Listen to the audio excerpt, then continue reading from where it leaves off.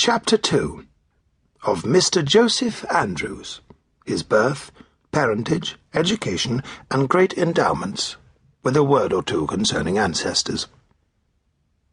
Mr. Joseph Andrews, the hero of our ensuing history, was esteemed to be the only son of Gaffar and Gamma Andrews, and brother to the illustrious Pamela, whose virtue is at present so famous.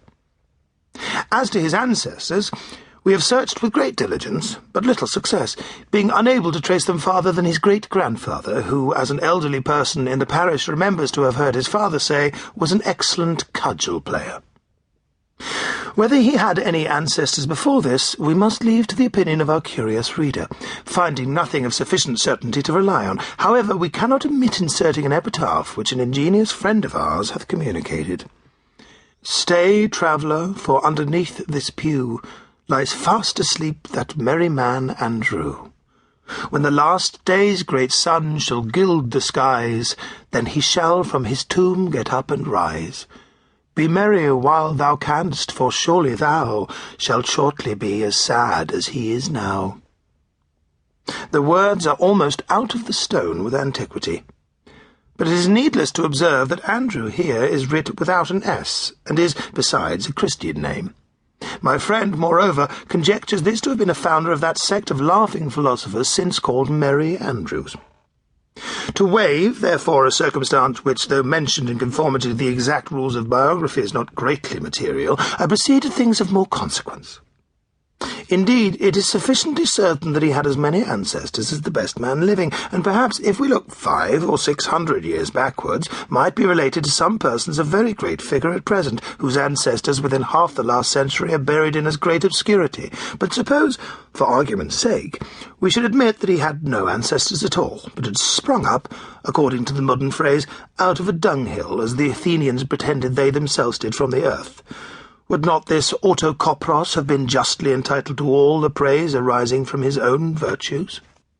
Would it not be hard that a man who hath no ancestors should therefore be rendered incapable of acquiring honour, when we see so many who have no virtues enjoying the honour of their forefathers? At 10 years old, by which time his education was advanced to writing and reading, he was bound an apprentice, according to the statute, to Sir Thomas Booby, an uncle of Mr. Booby's by the father's side. Sir Thomas, having then an estate in his own hands, the young Andrews was at first employed in what in the country they call keeping birds.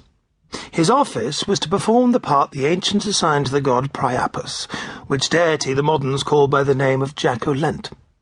But his voice being so extremely musical that it rather allured the birds than terrified them, he was soon transplanted from the fields into the dog-kennel, where he was placed under the huntsman, and made what the sportsmen term whipper-in.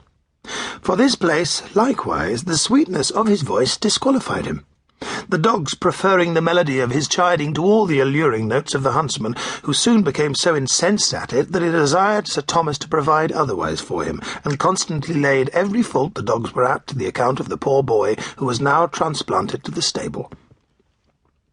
Here he soon gave proofs of strength and agility beyond his years, and constantly rode the most spirited and vicious horses to water with an intrepidity which surprised everyone. While he was in this station he rode several races for Sir Thomas, and this with such expertness and success that the neighbouring gentlemen frequently solicited the knight to permit little Joey, for so he was called, to ride their matches.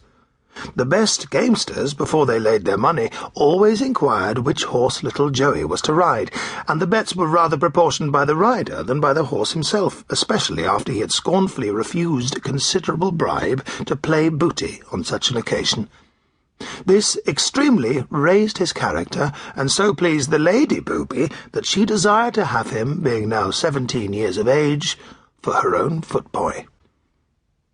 Joey was now preferred from the stable to attend on his lady, to go on her errands, stand behind her chair, wait at her tea-table, and carry her prayer-book to church, at which place his voice gave him an opportunity of distinguishing himself by singing psalms.